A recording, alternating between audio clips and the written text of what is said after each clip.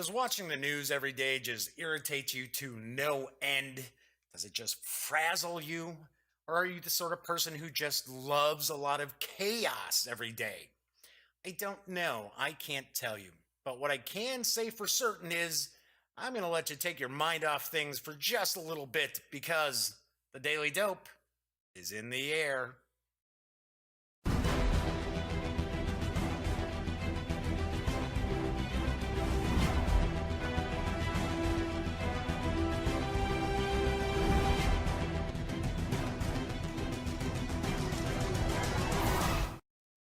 Howdy, howdy, howdy, gang. I am Jeff McAleer. I am your host here at the Daily Dope, as well as the Grand Poobah of the GamingGang.com. So welcome aboard. Today is Thursday, February 22nd. Thursdays, I like to kind of look at role-playing games and talk a bit about role-playing games. So I will be reviewing the Into the Wintery Gale lineup of products from Adventure a Week Games today. And I will tell you right now, stay tuned because it is awfully good. Smokey is actually here on my lap right now, and I must admit, say hello, Smokes. Hi, everybody. Yeah, I know. She farted right before I went live. And I mean, it was, that's why I'm actually a couple of minutes late. Because it was like, whoa, no, come on, Smokey, don't go roaming around. All right, relax. If you want to lay down, you can lay down. Okay? Yeah, you're kind of caught on me there. All right. Okay, you can be my co-pilot today. Pinky is off sleeping somewhere here in the duct tape studios, so we may hear from her in a little bit if she decides to wake up. You'll never see her on camera though. She is not a lap cat by any stretch. She'll lay next to you on the couch, but no. Anyway, before I jump into the show, I've mentioned before, I do not live in a vacuum. The world does affect me, and I thought it was pretty interesting that a lot of teenagers were out in the streets yesterday protesting and demanding stricter gun laws in the United States. And I thought it was interesting that a lot of people who sit there and talk about how kids these days are lazy and can't get off their dead asses or get their faces out of phones were the same people who were complaining that the kids were out there protesting, peacefully protesting. And it was sort of like, so which is it? You can't have both. You can't say teenagers these days are lazy and they don't care about anything, and then turn around and say, well, yeah, what's with this? Yeah, hey, those kids should all be suspended from school for cutting school. Anyway, I have to admit, I am on the side of the students. So, I'm not here to take anybody's guns away. I'm not saying anything like that. But we really do need not only to change our gun laws in this country, but really change our attitudes towards other people. I'm old school. So I try to treat everyone with respect, have some compassion, have some empathy. That isn't necessarily the case anymore. I think there is a malaise throughout this country that people just don't see their neighbors. They don't see people around them in the same light as they should, in the sort of light that they should. It's kind of like me against everyone, or me and mine against everyone. And that is certainly not how humanity should act. All right, I'm not going to pontificate on this subject. I just thought it was very strange. The same people that are like, lazy kids, are turning around saying, hey, you're out here, get off my lawn. All righty. So I've got quite a bit of news. Well, I shouldn't say quite a bit of news. I do have 4 news pieces today. I do have quite a bit of video as well. So before I jump into the news, I do want to point out that chat is available. It's available through Twitch as well as YouTube. Getting in the shot here? No, Smokey, you're not climbing up on that table. I cover that table up to keep your hair off. Goofball, I'll be covered in hair too. Even though I do brush her and I actually take a lint roller to her to take some of the hair off. All right, anyway, I was saying that chat is available. It's available on Twitch as well as YouTube. Hey, it's a live show. What can I tell you? Smokey pops up on my lap. What am I going to do, right? She's my cat. You're my kitty. All right, so I do want to point out my first news piece looks pretty interesting, and it's from a game company that I have to be honest, I am not familiar with. It is Final Frontier Games, and they launched a Kickstarter yesterday that's set in the world of Robin Hood and Maid Marian. And I have to say that project has already plundered its way to a 600% funding of its goal, and it's only in the first day. And here's the dope on Robin Hood and the Merry Men. Final Frontier Games is proud to present Robin Hood and the Merry Men, a semi-cooperative but highly competitive board game set in the folklore we all know and love. Robin Hood and the Merry Men is a thematic Euro-style game that perfectly blends worker placement, hand management, set collection, and dice rolling into one big, exciting crossover. It's a fun game with multiple paths to victory, where you will live and breathe a true Robin Hood-style adventure. Woohoo! The players take on the role of a famous outlaw, such as Robin Hood, Little John, Will Scarlet, and Jane Fortune. Jane Fortune? That is not ringing any bells. Anyway, their mission is to protect the town of Nottingham from the tyranny of the infamous ruler, Prince John, the notorious sheriff of Nottingham, throughout 5 rounds of onslaught. Those are their words, not mine. If they succeed, a winner is declared. The player with the most victory points becomes Nottingham's greatest champion. The art for the game is done by the Miko, the same artist behind the beautiful art in Final Frontier Games' previous projects, Rise to Nobility and Cavern Tavern. So expect Robin Hood and the Merry Men to be a direct hit. And I do have to mention that, obviously, I believe these folks are from a different country because their press release is, I had to kind of switch things up as I was reading along. Not exactly graphically correct. But that's okay, as long as the game is good, right, folks? All right, so I do have a video for the Kickstarter, so why don't we kick back and take a peek? Come listen to me, you gallant so free, all you that loves mirth, for to hear, and I will you tell of a bold outlaw that lived in Nottinghamshire. When as the Sheriff of Nottingham was come, with mickle grief, he took no good of Robin Hood, that strong and sturdy thief. Robin Hood summoned his band of merry men, told them of the plan to foil the sheriff again. Robin Hood took his bow in his hand, it was made of a trusty tree. With a sheaf of arrows at his belt, to the castle of Nottingham went he.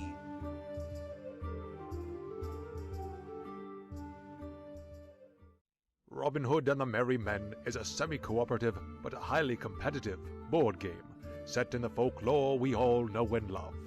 It's a thematic Euro-style game that perfectly blends worker placement, hand management, set collection, and dice rolling into one big, exciting crossover. In Robin Hood and the Merry Men, players take on the role of a famous outlaw, such as Robin Hood, Little John, Will Scarlet, and Jane Fortune, and their mission is to protect the town of Nottingham from the tyranny of infamous ruler Prince John and the notorious Sheriff of Nottingham throughout 5 rounds of onslaught. If they succeed, a winner is declared. The player with the most VP becomes Nottingham's greatest champion. Each round consists of 2 phases, a Merry Men phase and a Hero phase. In the Merry Men phase, you will call upon your faithful friends, who are famous for their abilities to build and set various traps. In order to stay one step ahead, you will send the Merry Men to acquire resources and weapons, and lay traps to catch the sheriff's endless army of guards. Assigning Merry Men is done through playing Merry Men cards that offer variable actions. With King Richard being away on the Crusades, Prince John has given the Sheriff of Nottingham power to tax the villagers in and around Nottingham, so you must order your merry men to build barricades on the roads to prevent the heavily guarded and gold-filled carriages from entering the castle.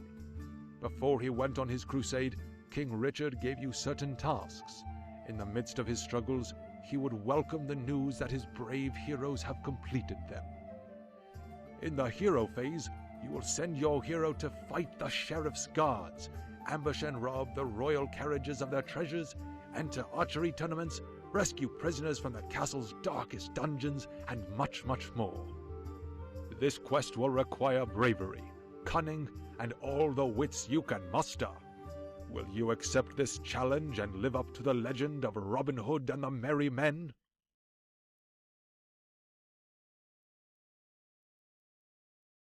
Ah, yes, Robin Hood and the Merry Men and Women, it looks like, so it's Merry Men and Women, come on. It is a game for 2 to 4 players. 2 to 4 players. Uh-oh. Better wet my whistle here. Robin Hood and the Merry Men is a game for 2 to 4 players, ages 13 and up, and takes approximately 25 minutes per player to play. The Kickstarter campaign features a standard version of the game for a $54 pledge, as well as a deluxe version for a $64 pledge. Both pledge levels will come with options for shipping worldwide. So yes, so it's important to keep in mind that shipping is not included. You can expect shipment of Robin Hood and the Merry Men this November. I have to say, this looks like a pretty neat game. Looks pretty interesting. I like the artwork. It's not overly realistic, but it's not super cartoonish either. And I'm sure a lot of people are getting a kick out of those meeples, the Robin Hood meeples. There are some reviews as well in the Kickstarter.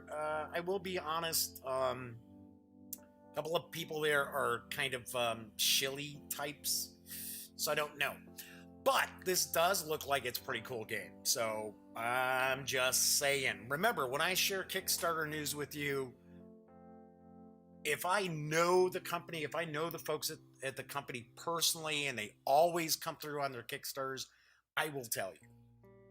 Or if I run across a Kickstarter that I think you should shy away from, I will also tell you that. That's not the case here. This does look like a cool game. Final Frontier Games has completed successful Kickstarters in the past. So I am just pointing out that I always look at who the reviewers are. And like a big red flag is when there's no reviewers. But sometimes I see some of the folks who are always like, yeah, I'm doing a review. Don't know. All right. Got another game that's kind of odd that's on the radar here that I'm going to talk about in my next news piece. And I will go into a little more detail after the actual news item. But Dyskami, I believe that is the pronunciation, has a Sailor Moon game which is on the horizon, and I have the dope. And as I mentioned, a little bit of commentary a little bit later. Anyway, here's what Dyskami, I'm guessing on this one, folks. Although it's a Canadian company, kind of strange that they have sort of an Asian name. Anyway, this is what they have to say about the Sailor Moon Crystal Dice Challenge. Help the Pretty Guardians and their allies defeat the Dark Kingdom and the Black Moon villains. The Pretty Guardians and their allies need your help to defeat the Dark Kingdom and the Black Moon. Square off in one-on-one dice battles or team up for larger action. Each player selects one of the 24 included Sailor Moon Crystal series characters to play. You and an opponent use your selected characters to battle each other in several rounds of combat.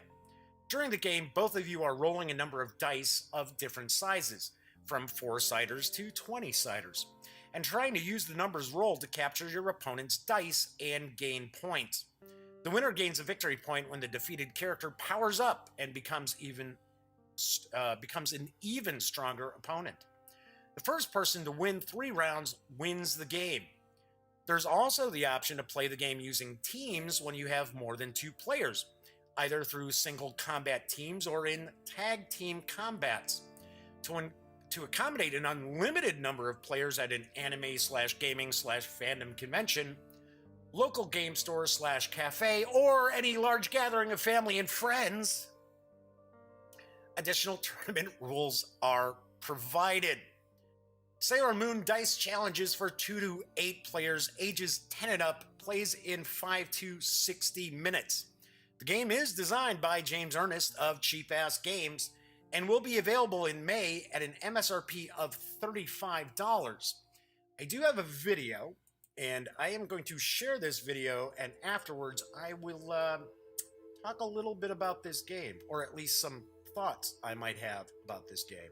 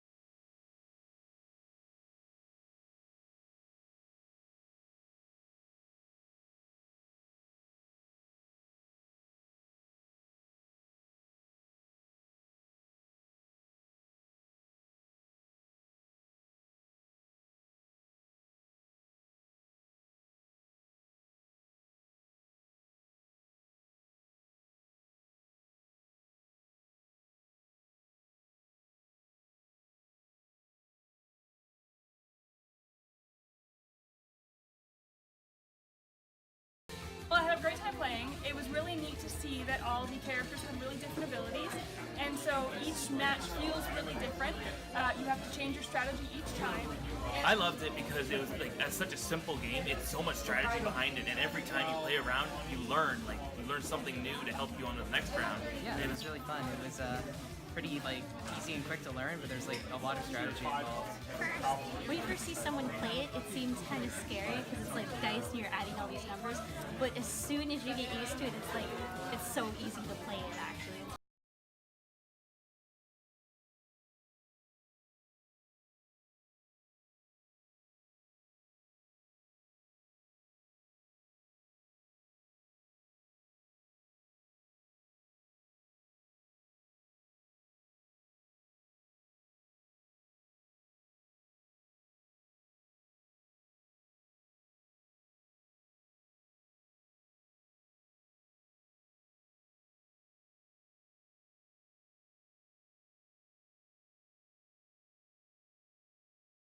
We love Sailor Moon Crystal Dice Challenge!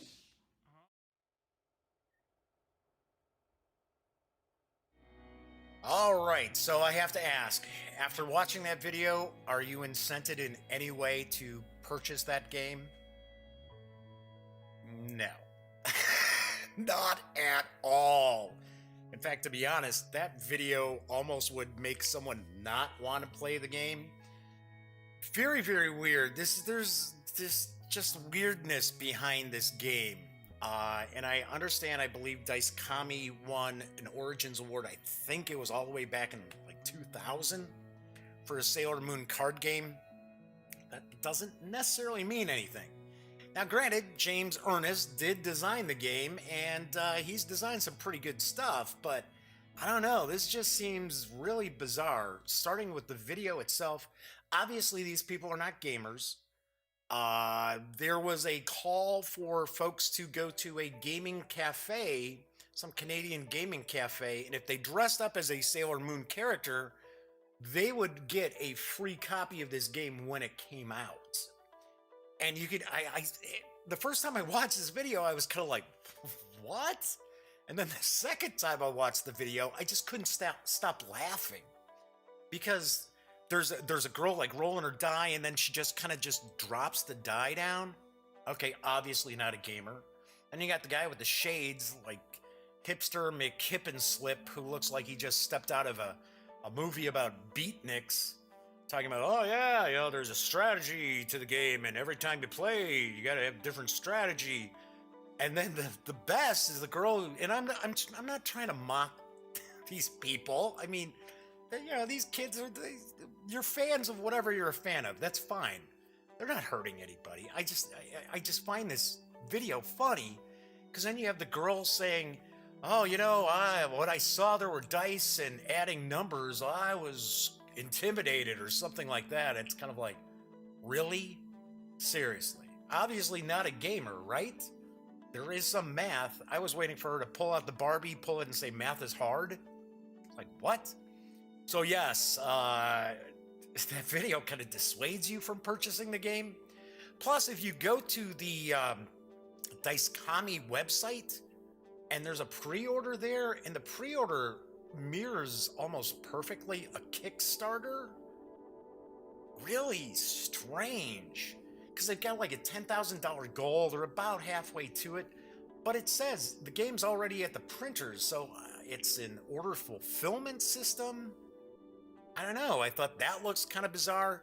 Plus, if this is a game that your local game store is not going to carry, which is probably going to be the case, it's $15 shipping from Canada to the US. So you're looking at $50 for a game that basically looks like 4 sets of gaming dice, just that you could purchase for about $2 on eBay each, and some printed cards, lanyards for conventions. I don't know. I don't know. If you're a huge fan of Sailor Moon, maybe this is something that you want to take a peek at. But I don't know. There's red flags all over this. I don't know. I wanted to share the news piece because, okay, here's one of the things too. I notice a lot of different gaming sites and things like that. They'll just put a news piece out there, and it's just, hey, here's this news. Oh, hey, check this out. As if, they're giving it their approval to, hey, go buy this. They don't look at this stuff. They just post things and just say, yeah, here's whatever. Here's a release somebody sent me. That's not something I do. I take a look at this stuff to see if that's why I get way more news that's ever included on the website or on the Daily Dope. A lot of it doesn't make the cut. Sorry. Anyway, let's move on. I kind of pontificated about that a little too much. And I'm not trying to rip on this game or rip on the people in the video. I don't know. Just that video told me nothing about the game. I don't know how to play the game at all. I just saw some people rolling some dice and they had some little sheets, little character sheets. Told me nothing. Anyway, I've got something that I'm pretty excited about. Although I have to admit, it's not something that I'd probably be running again. But Chaosium they've had a lot of news this week. They had the 13th Age Glorantha, which I told everybody on Tuesday's show, wow, you want to get some, like a masterclass in world building, take a look at some of Greg Stafford's stuff, right? Then there's also the Glorantha source book, which is pretty system agnostic. You can use it for just about any fantasy system. And then we got an update on what's going on with the updated Masks of Nyarlathotep campaign from Chaosium. And it is closer than I had thought it would be. Yes, that's right, because I've got the dope. And Chaosium's Mike Mason and Nick Nicario, I think that might be how it's pronounced, give us kind of the lowdown on the progress for this new edition of Masks. Mike says, work on the new edition of Masks of Nyarlathotep is in full swing. The layout of the various chapters is in mid-process, combining the remastered text with new art pieces, maps, handouts, and style formatting. Nick Nicario is bringing these materials together to form what will be 2 hardback books, forming the Masks of Nyarlathotep slipcase set. Both books feature new cover art by Sam Lamont and Ray's Pugh. Sorry if I got that wrong. This edition of Masks of Nyarlathotep is an updating of the multi-part epic campaign. You've run it, Jeff. What's wrong with you? You can't get it out of your mouth here? It is set in 1925, in which steadfast investigators unravel secrets and battle the minions of darkness in an attempt to stop world-shattering events from destroying humanity. The original 6-chapter campaign, featuring adventures in America, England, Egypt, Kenya, Australia, and China, has been developed and updated by Mike Mason, Lynn Hardy, Paul Fricker, and Scott Dord.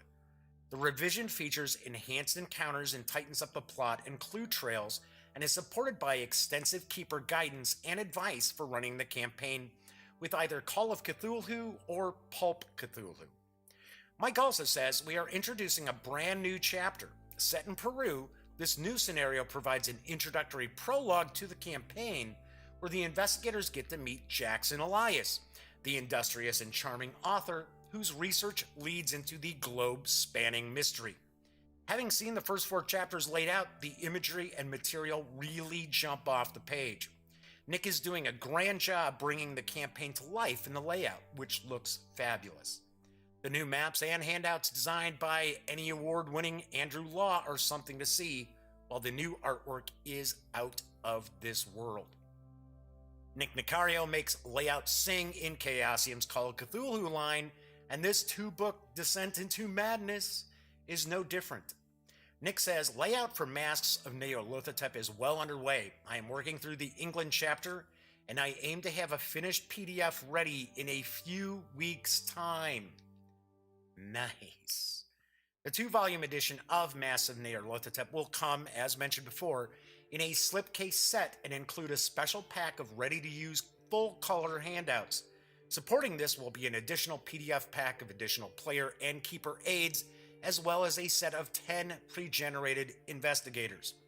Masks of Nyarlathotep will initially be released in PDF, with the physical slipcase edition available later in 2018.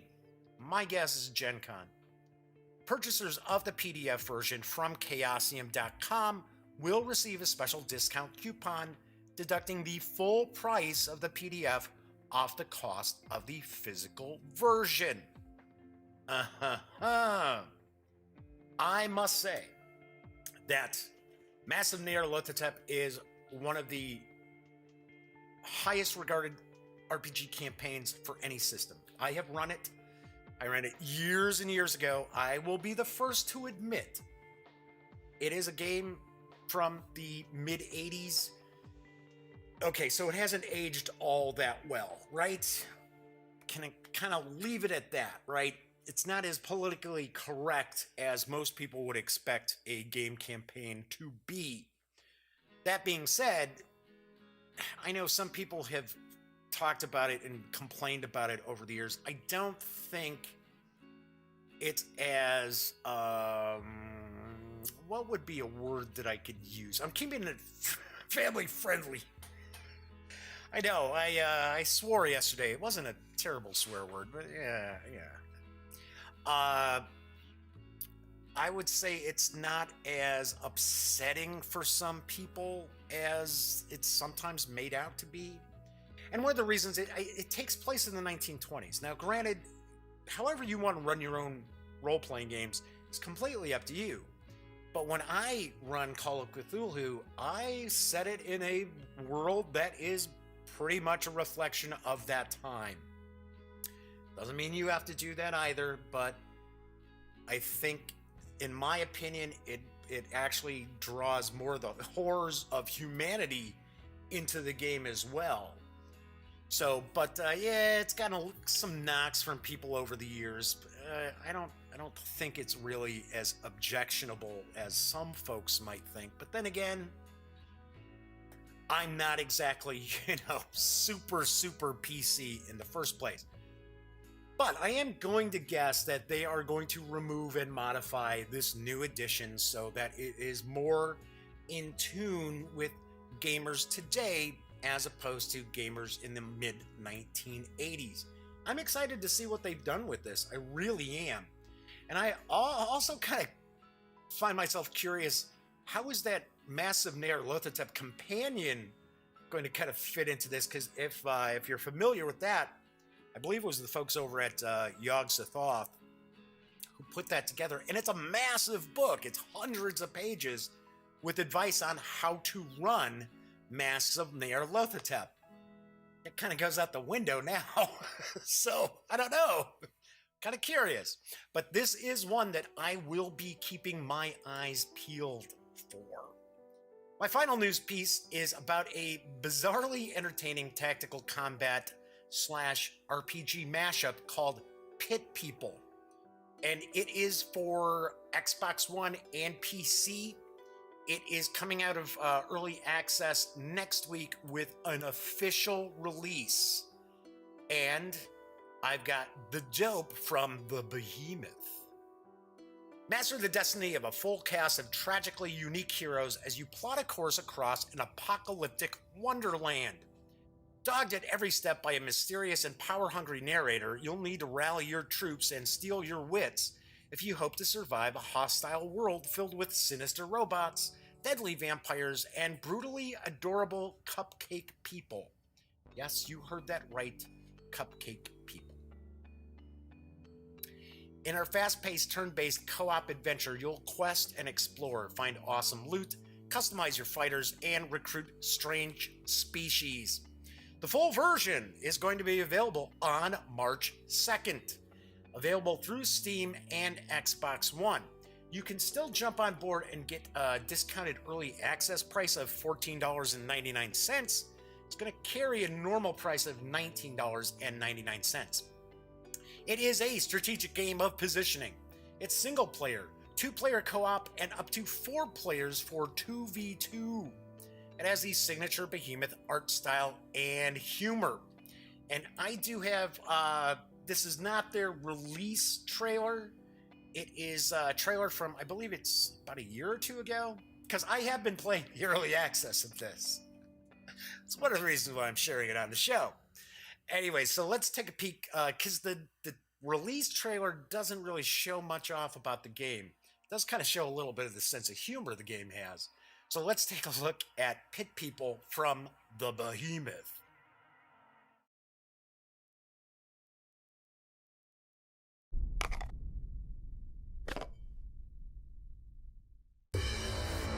Hold on to your butts and your babies. This will be a bumpy ride to a new frontier. Let's see. Let's move this over here. Then I move my pawns over here and check. Yes, let the hatred fester! I pick you up and I put you over here. If you don't like it, well, tough tater tots. Yes, how exciting! Not for you, of course.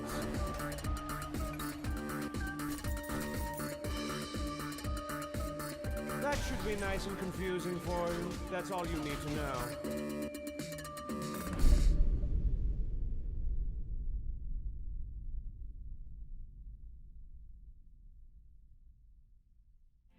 Would you say that looks pretty bizarre? But I gotta admit, it's a lot of fun. I've been messing around with that for about a year.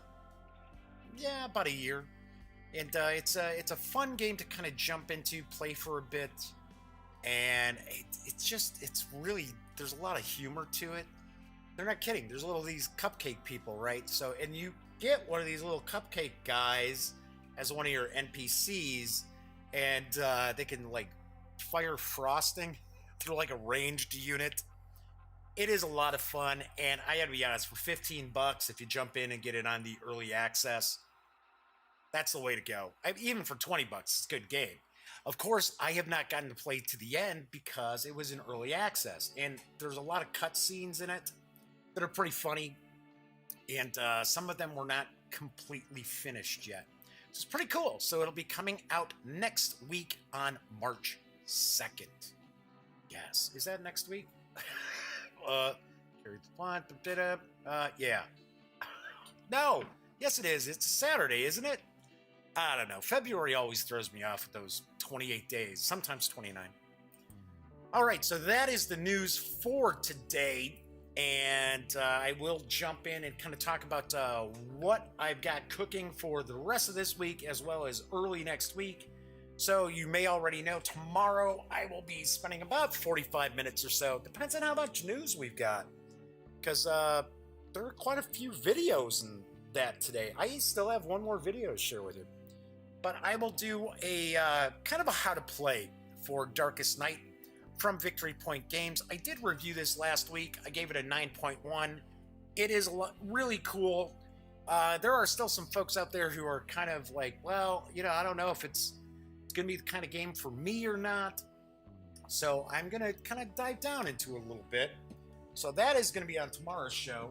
Then on Monday, I am going to review Attack of the 50-Foot Colossi from Tiny Battle Publishing and designed by my good pal Herman Lutman.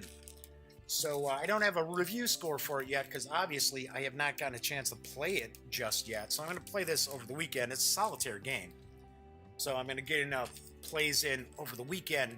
All depends the review on if Herman's check clears or not. So I don't know. I'm kidding. It's a joke. People won't pay me to do reviews. I'm not like other people out there. Come on. Okay, so that's on Monday. Then on Tuesday, I will review Chariots of Rome, which I just did the unboxing for yesterday. And the gang is getting together this weekend, so we are going to do some chariot racing. And I am going to crack the whip and knock a bunch of people out. Flip Movie Maker, Friday, March 2nd. Thank you, Flip Movie Maker. Yeah, see, it's throwing me off. I knew today's the 22nd. Thanks for updating me on that. Yeah, I was going to say, March 2nd is next week. But what was kind of throwing me off is normally most games get released on like Wednesdays. Wednesday is sort of release day. Just like comic books. Wednesdays is release day, unless there's a holiday. Then on Wednesday, I will be reviewing Old School Tactical Volume 2. You can kind of see it in the background there. So that's going to be on Wednesday for Wargame Wednesday next week. I will mention that I do understand that Mark H. Walker does have Old School Tactical Volume 3 in the pipeline. Should probably be coming to Kickstarter at some point. And it's going to be the Pacific, so it's U.S. Marines versus the Japanese. So that should be pretty interesting. Then on Thursday, I will review Hero Realms, which I do not have here. It's in the car because we have been playing it over at my brother's house. So that's what's cooking. Got a bunch of contests going on right now. I don't know if I want to rehash all of them. I'll tell you what. I'll tell you about the giveaways that are going on right now for folks on YouTube, because some giveaways are for folks on Patreon. I'll talk about that tomorrow. But right now, through March 6th, all you got to do, super, super easy. All you got to do is comment on one of the YouTube videos from last Wednesday on. Just toss out a comment. Please make it nice. Don't be rude. Because if you say something really rude, I guarantee you I'm not putting your name in the hat to win this. It is ShutterBug from Calliope Games. I had mentioned before, I did a poll on Twitter and said, I review stuff that I know. I mean, they're good games, but I know they're not going to get to my table again. Not with the folks that I play with. So I want to give them a good home. So to win a copy from now through March 6th, just comment on one of the videos on YouTube. You have to be a subscriber. And I would hope you would at least thumb up the video if you comment on it. I find it strange. Some people they'll be like, yeah, hey, that was, something good. And it's like, but you didn't give the video a thumbs up? I don't know. Kind of weird. Then also, I am doing a giveaway for Savage Worlds of Flash Gordon from Pinnacle Entertainment. And, wait a second. Yeah, it's Pinnacle Entertainment. For a second, I was like, is it Pelgrane Press? And it's like, no, that's not Pelgrane. It's from Pinnacle Entertainment. And I am going to be reviewing that in the near future. But I am going to give away in PDF a copy of the core book as well as the source book, Kingdoms of Mongo. Once again, you can win that simply by, just the same way as the ShutterBug, comment on one of the videos. But you got to be a subscriber. Okay, so I am going to review Into the Wintery Gale, which is kind of a series of products from Adventure a Week Games. And I got PDFs, so I'm going to try to do my best. Once again, I like PDFs because they're easy for me to transport. And then on the flip side, doing PDF reviews, I have to kind of resort to this kind of stuff. So, which is cool. I don't mind being up in the corner. That's fine with me. I don't need my mug real huge right in front of you. But, wait a second here. We got too many imagers popping up. This is only supposed to be one. That's what happens when you're trying to get all this stuff done. A few minutes, because the reason why that happened is because I wanted to actually share the video of the Kickstarter that Adventure Week Games did to share a little more information about Wrath of the, I believe it's pronounced Jotun. You'll see. For one, I am not going to try to pronounce a bunch of these Nordic words, things like that, because I have a hard enough time with the English language. But anyway, Into the Wintery Gale is kind of a line of products, and they all pretty much revolve around Wrath of the Jotun, or it might be Jotun. So what I want to do is, first off, let's take a look at the video that Adventure Week Games did when they kick-started this line. So let's take a peek at that, and then I will get into my review. The arrival of the celestial event known as the Joslong heralds the return of the dreaded Jotun, the ice giants, to the lands of Vicmordair. The valley is engulfed by an unnatural blizzard, an unending frigid gale of the likes which none living have ever seen. A dark and evil curse is awakened, after dormant centuries, to cloak the sun and bury the land beneath frost and snow. Directed by ancient Vicmordair legend, warriors and shield maidens from the many clans have gathered in the village of Volsheimer, on the shores of Serpent Lake, to prepare for the upcoming battle. At stake is the very future of their people, as a horde of undying skeletal ice giants begins a long march down from a ruined mountaintop fortress. Vicmordair warriors in the valley resolve their mettle by singing lore of heroic bravery in ancient battles. Wintry war is looming, and many echo the charge of ancient omens. The time has come to seek out the lost artifacts of the legendary Jarl Vorneg, for it was he who last quelled the ice giant uprising, felling the great ice giant king whilst wielding a divine sword and magic aegis. If these powerful artifacts cannot be rediscovered, and the power therein harnessed, the Vicmordair warriors stand little chance against the onslaught of the evil Jotun. Despite the gathering of great warriors, the ancestor spirit seems to have other plans to secure the safety of the Vicmordair people. A group of outsiders has arrived at the great hall of Volsfing upon the eve of battle. The strangers have been guided through the blinding blizzard by a mysterious fire-wreathed ember owl, and are unwittingly about to become epic heroes in a new saga. The Vicmordair are wary of their new guests, yet submit to the will of their ancestors and acknowledge the omen of adventure's arrival. The barbarian clans place their hopes into the hands of these enigmatic visitors who must now prepare to venture out into the wintry gale in search of the ancient Jarl's artifacts.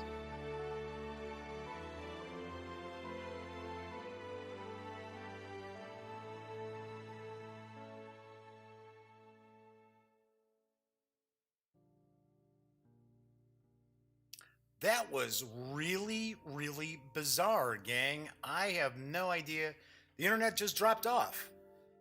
And it was strange. It seemed like it was like right at the end of that video, all of a sudden I see my internet dropped. So I popped back in to take a peek to see what was going on, and it was down for a few minutes. I ran upstairs and it was showing we had internet. So I don't know. So I'm kind of curious because I know sometimes if there's a live stream and then there's another live stream not long after it, it will actually combine the two together, because it had done that on some test stuff when I wasn't making sure that they were private and deleting them. So it threw on about 3 minutes of test into a video that I did. So I'm hoping, fingers crossed, that YouTube will actually do that with this, because strangely enough, yeah, that was super bizarre. I have never seen that before. So let me kind of just grab a sip here, kind of reset myself. Anyway, so I was starting to talk about how that video that we just had seen, which was actually minutes ago, that video was for the Kickstarter. So the finished product really doesn't look anything like, I mean, some of it does, don't get me wrong, but the artwork and everything, completely different. And the main focus of Into the Wintery Gale is the mega adventure, which is, I'm going to just say, I'm going to call it Jotun. Yeah, I'll say Jotun, right?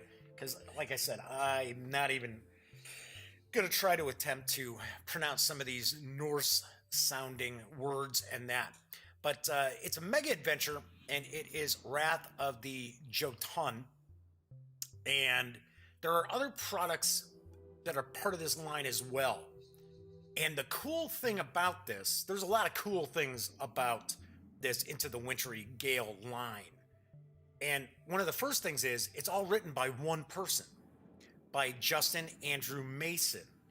And my understanding is that this originally started off as Justin was actually posting blogs for about a month for Adventure a Week, because Adventure a Week has their own setting, which is the land of, it's like adventure or something like that. It's kind of like the word adventure, but spelled a little bit differently. And Justin was posting about these northern barbarians. Yes, they have a name, and it's, I'm not even going to try to pronounce it. And I guess Jonathan at AAW said, hey, you know, it'd be a good idea. What if we combined all this stuff together and create kind of an adventure out of all this? And sure enough, that is what Justin did. And I have to tell you that the end result is phenomenal. And very rarely will you see something of this length, because it clocks in at about 200 pages. Very rarely do you see something of this length that's authored by just one person. Usually when you find big adventures or campaigns, it's a multitude of different people who are involved in the writing of it. So big kudos, because this is awesome. And starting off, just kind of the layout, the presentation, the artwork for all of these books is phenomenal. I'm showing off the artwork right now. This is really, really good stuff, folks. And there's even an art book that's available. And of course, all this is available in PDF from DriveThru RPG. And in, I'm not sure how many of the items in the Into the Wintery Gale lineup of supplements and that are available in print, but I know quite a few are, and those, of course, are available at aawgames.com. All right, so layout's really, really nicely done. The only thing I ran across as far as any sort of errors is about 2 or 3 times a sentence kind of ended without a word, and it's somebody in the proofreading process just missed it, at least in the PDFs that I got to take a look at. And it'll be a sentence, and then all of a sudden it just drops off, and there's a space and a period, and you know there was supposed to be another word there, but of course you can figure out the gist of what it was. But that was really it. That's the only thing that I found as far as presentation that I had any issues with. Really, you know, no graphic errors, nothing really jumping out outside of, yeah, a couple of sentences were missing the final word of the sentence. I can't get over how good this looks and how nicely presented it is as well. Let's talk a little bit about the story. And as I've mentioned before, I'm going to say spoiler free. So I'll kind of give you the gist of how your party of characters would end up being involved in this tale. So, of course, obviously enough, it is a winter setting, right? So it's just, these different clans of northern barbarians, and there's a astrological configuration of stars, right? And it goes through a period of about 400 years. And each period is named after a creature from these northern, they're not necessarily northern wastes, but they are like northern barbarians, right? So it's kind of a 400-year cycle, and the final phase is the serpent phase, representing death. So the first phase represents life, and then throughout, and then death. So the last time this age of the serpent, let's say, came around, there were these ice giants, and of course those are the Jotun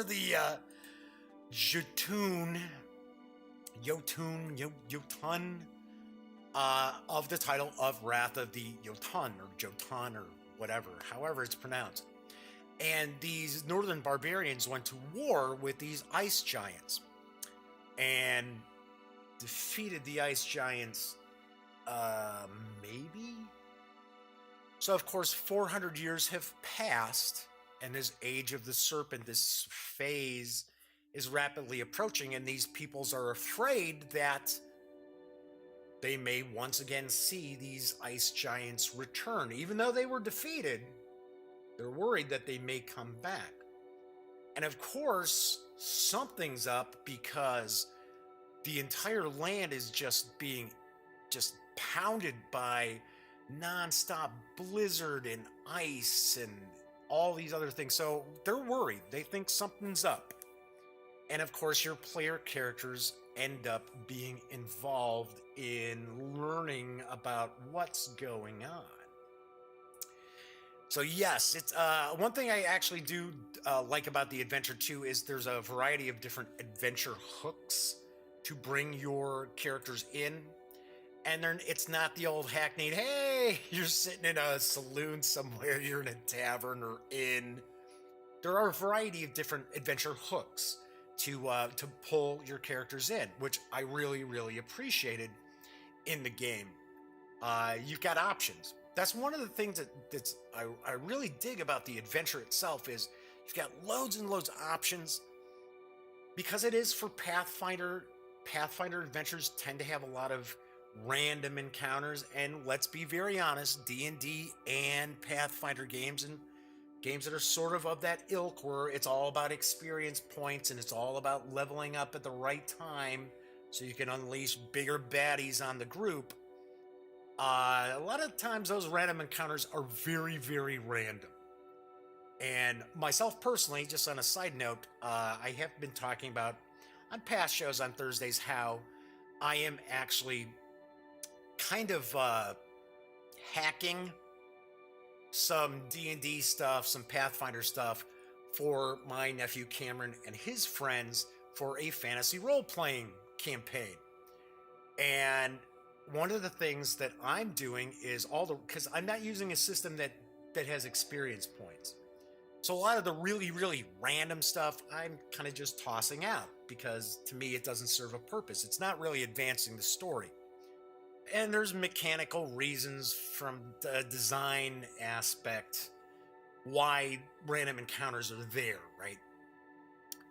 But in the adventure in Wrath of the Jotun, or however we want to pronounce it, I keep changing my pronunciation every time too. These encounters aren't so random. And the encounters are actually fleshed out. So the adventurers actually, before they even really get into kind of like the meat or really where they find out what is their goal, what is their inspiration to pursue the solution to the problem. There's just loads and loads of stuff for them to experience. And I love that about this. I thought, wow, that is really cool. Because normally, random encounters are just a table, you roll on it. Sometimes you don't even get any kind of information. It's just like, oh, well, fight 3 kobolds. Yeah, there's a couple of lizard men. Oh, there's 5 goblins. There's no real rhyme or reason to it. Everything that's in the adventure, all these encounters, there's a purpose behind them. Very, very cool, very well thought out, and loads and loads of help for game masters as well. I will point out, unlike, say, Rise of the Drow, which was excellent from Adventure Week Games, this is not for first level characters. This is not going to span, I mean, don't get me wrong, this could span a long time. There is loads of stuff going on, but it's not going to start off where your characters are low level. So the character should be about 10th level before attempting to run Wrath of the Jotun. So I do want to point that out. Something else I really, really dig about the book is that from a game master's perspective, especially someone who doesn't have a lot of experience as a game master, this whole kind of Arctic world, this whole just constant deluge of snow and wind and freezing cold that your characters, the players, are going to experience throughout a vast majority of this adventure can be a little intimidating for a game master to continually come up with new ways to describe just the environment, because the environment plays a huge role in this adventure. It is an enemy in itself. And I have to say that Justin Andrew Mason has done a fantastic job of including a bunch of different information, kind of like a game master could almost read to the players, just to keep a variety of different descriptions and setting different scenes, as opposed to, well, the wind is howling and you've got snow blowing in your face. And there's even a little checklist almost on them. They're little boxes next to all these different descriptions. And as a game master, you could just, check that off, make a copy, keep it, in your notes and that. Oh, use that one. Oh, use that one. Oh, use that one. Really, really dug that. Really like how the environment itself is playing a huge role in this adventure. As far as there's dungeons, it's not all dungeon delve. There's some dungeons. There's a variety of new monsters, new creatures. There are, let's say, races of creatures that on the surface you might assume that they're enemies, but they're not, or they could possibly kind of be brought in onto your side and vice versa. I really dig that about the game. There's a lot of variety in Wrath of the Jotun. I'm going to stop saying it twice. Here I'm showing just some of the, just kind of the layout of the game books themselves. Speaking of the game books, there's all these other books that you can pick up if you really, really want to dive into this setting. As I mentioned before, you don't need any of this outside of the core adventure book, the mega adventure book itself. Everything you need is in there, which I have to point out is another thing I really, really appreciated about Wrath of the Jotun. And that is outside of the core Pathfinder books, everything you need is self-contained in those 200 pages. One kind of knock I have against Pathfinder, not so much 5th edition D&D, more towards Pathfinder, is that you'll pick up like an adventure path, or let's say like a combined campaign, because usually they have like 6 adventures that make up the arc, and you're like, wow, hey, that sounds kind of cool. And then you start to read, you pick up let's say the first adventure, what have you, And then it'll tell you, okay, so, obviously you need the core books. And then it's like, well, you really need to have this book, and you really need to have this book, and you really should have this book, and you should have this book, and, you might want to have this book too. And suddenly you're looking at, well, I picked up this adventure I wanted to run for my friends, and now you're telling me I need to own like 10 books to present this as well as I can? No, this is not a situation like that. The additional books that are out there, there is a random encounter deck that you can get. There is a kind of a guide to the peoples of this region, these various different barbarian tribes, or clans, I guess I would say.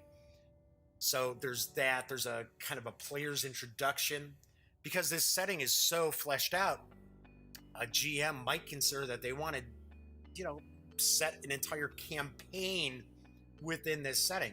So all of these materials are out there as well for that.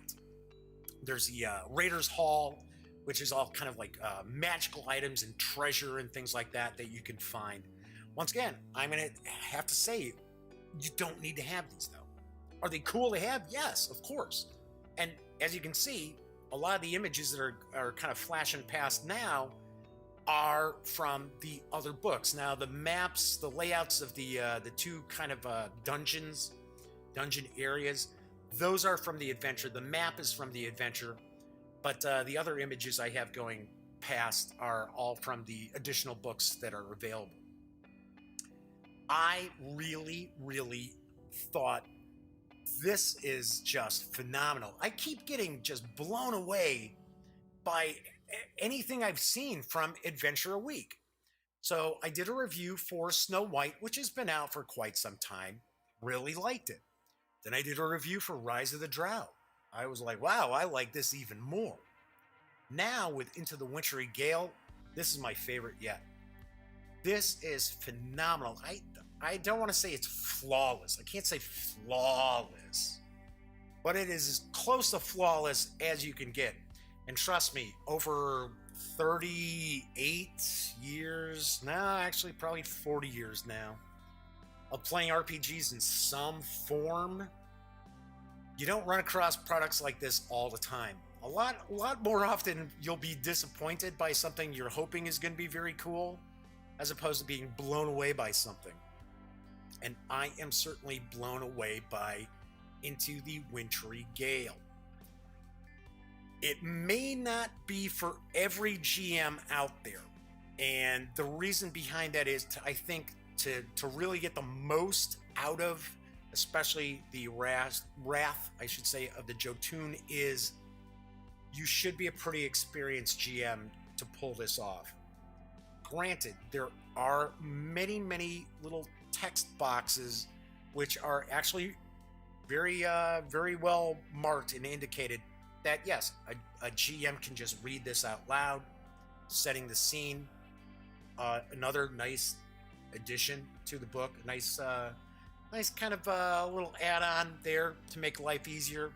But I think to really get the most out of this, you probably want to have some GMing under your belt.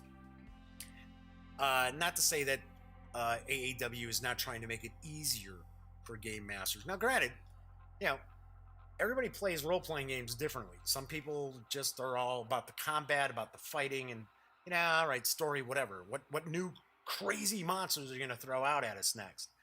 Other people, they're not so thrilled with a ton of combat. They want more of the storytelling, more of the character development, things like that. So everybody's going to be a bit different. Yet for my money, I think this is a fantastic series of books. If you just pick up the adventure itself, you are not going to be disappointed. And of course, if you want to expand your knowledge, you want to actually use this as a setting for further adventures, then by all means, I would recommend picking up, there's a bundle as well on Drive-Thru RPG. So if you are considering taking a look at Into the Wintery Gale, the Wrath of the Jotun is normally $39.99 in PDF. It is on sale right now. It is $29.99.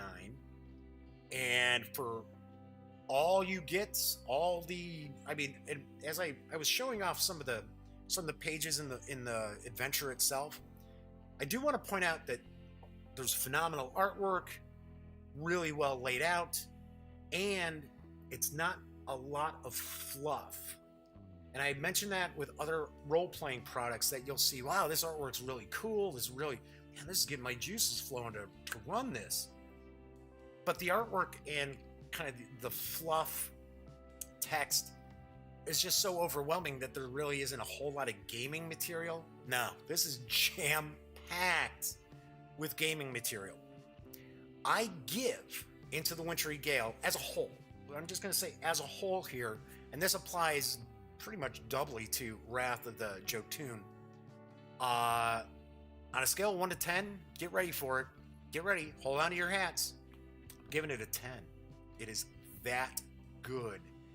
It is certainly something that if you're looking at running Pathfinder, if you run Pathfinder, I should say, you should have this in your collection.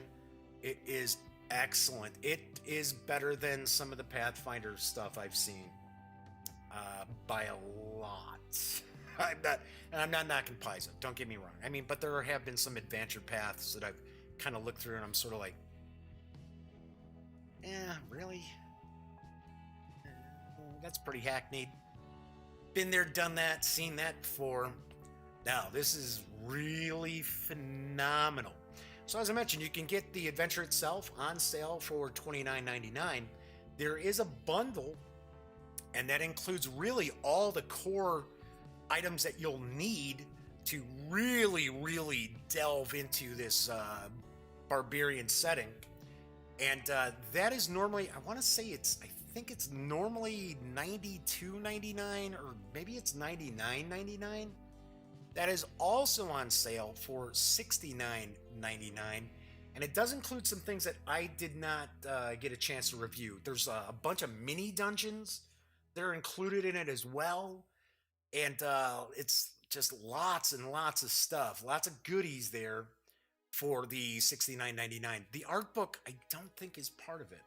The art book is really cool. In fact, that's where I was able to share a lot of the early images that I was just focusing on kind of the artwork. Those came from the art book themselves. So, because otherwise I would have had to crop pages and, it's a little too much work. So all in all, Into the Wintery Gale is phenomenal.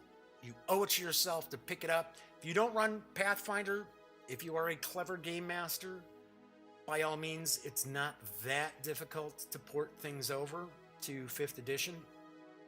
And if you're playing a fantasy role-playing game that isn't hung up on experience points, say like something along the lines of, say, like Fate, or even like Savage Worlds, not all that difficult to incorporate a lot of Into the Wintery Gale into those systems as well. So yes, I already have my first campaign plotted out for Cameron and the gang, but yeah, they're gonna find themselves up in the frozen north not long after that. Although I have to say, isn't it kind of funny whenever like fantasy games, there's like the northern waste, it's always, you know, the frozen north. What about the south? Isn't there a South Pole on these planets?